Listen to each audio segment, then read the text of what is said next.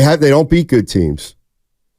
Like I just think it's unrealistic to think you're going to win a 7-game series against one of the top 3 teams when you've struggled against really good teams this year. Now that could change in the last 18 games, but that's the part where, like, I think we're getting ahead of ourselves when we talk about this team winning a first-round series.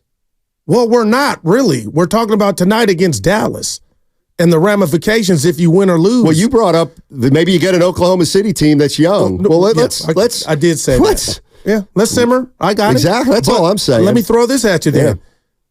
Yeah. I believe Steve Kerr feels like this team is currently constructed, could make some noise. And let's just break down the record, which is not pretty against good teams. It's not like Steiny, they're getting beat over the head by 40. They lead the league in blown 15, 16-point lead. So maybe that stops in the playoffs or the play-in game. Why would it? Just because you snap your finger? No, because it's sports, and you can. Well, that never happens like that. Like you trend in a direction.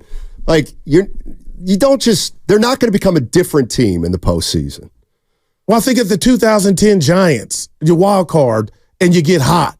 That's how I'm looking at this. That's baseball. Or football, the New York Giants when they went and won the Super Bowl from the wild card. Right. Like, that's all I got, Steiny. I get anybody right now in line saying, dude, you're Forrest Gump at the bus stop, and you're starting that with Wiggins. But what else are you to do? You have to get out of bed. You got to lace them up. But if you look at their Bulls, can they make a run, the Bulls?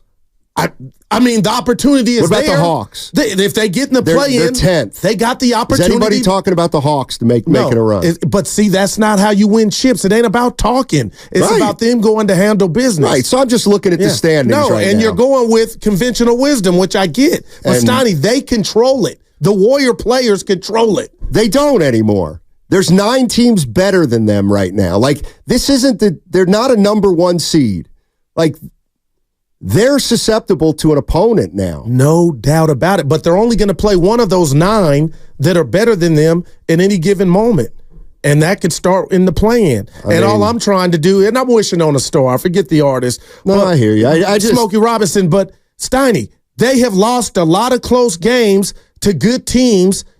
What if they get going and then that changes or that comes back to, you know what I'm like, okay, there it is. It ain't like they're losing 120 to 90 to all the good teams that they're 4 and whatever against. I mean, I don't know.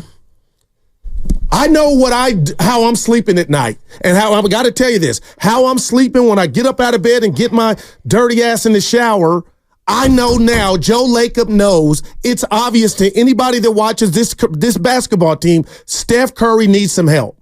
So I'll leave that there. Well, then why do you think they can make a run this year if he needs help right now?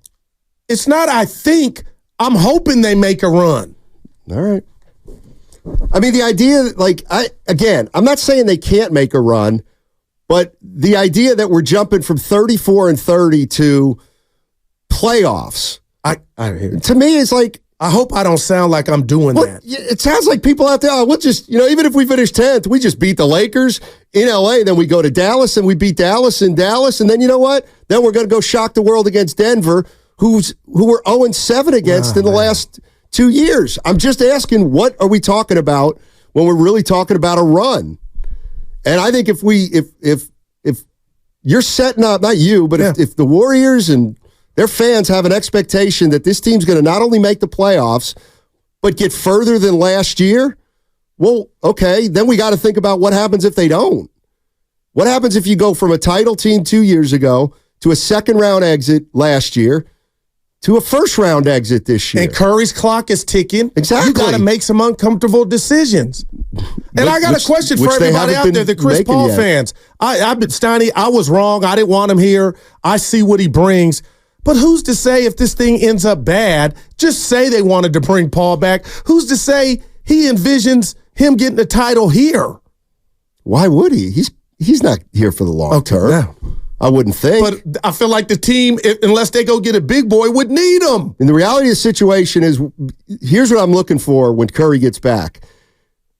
Is Steve Kerr, look, Steve Kerr started the other night against San Antonio, Chris Paul, Thompson, Wiggins, Kuminga, Green. I like it. Okay, well, okay. Then I don't want to hear any complaints if he's leaning on the veterans the last 18 games as opposed to the young guys. Because that's what it looks like he may do. When Curry comes back, will he put Podziemski back into the starting lineup and move Clay and Chris Paul back to the bench? Do you really believe those and we got Myers coming up. We're going to do the replay at 11, Steiny. Do you really think those ramifications could doom the team? Because you set it up like, okay, if you're going to go with the veteran lineup. You got to go with the young guys. You got to play the young guys as much as you've been playing the young guys the last 10 or 15 games. You didn't play the young guys. You were 19 and 24. You started to play the young guys and incorporate. Here's the other thing. Like, this team's been healthy for the most part. But when did they start to ascend? When the young guys began to have more of a role and the older guys took less of a role. So let me tell you what I don't want. No, I don't want Steph Curry, Klay Thompson, Wiggins, Kuminga, Draymond Green, Chris Paul, first guy off the bench, Gary Payton, the second guy off the bench, and then we'll get to Podziemski and Trace Jackson-Davis. But maybe that's the way we're going. Like, do Warrior fans want to see what would that? Bob Myers do?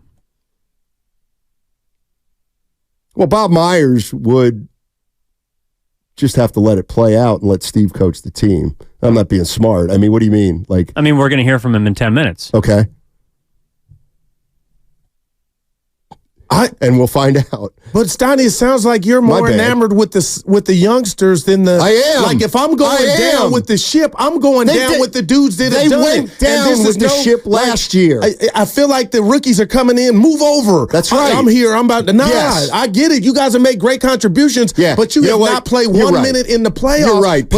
Pods should take a back seat to Wiggins. The young guys should defer to Wiggins. I'm not pitting them against each other. Well, I'm not either. If I'm going down with this version of my team, I'm going to lead more towards the veteran style. Didn't you learn anything from last year in the Lakers series when they went with the older guys and the older guys died? Okay, they died. That's why you need died. Steph, Clay. That's right. Everybody. So that's why you need the young guys now. And what are they going to do? Well, how are they going to? Are they going to be better than they are? Yes, because of their birth they'll be fresher.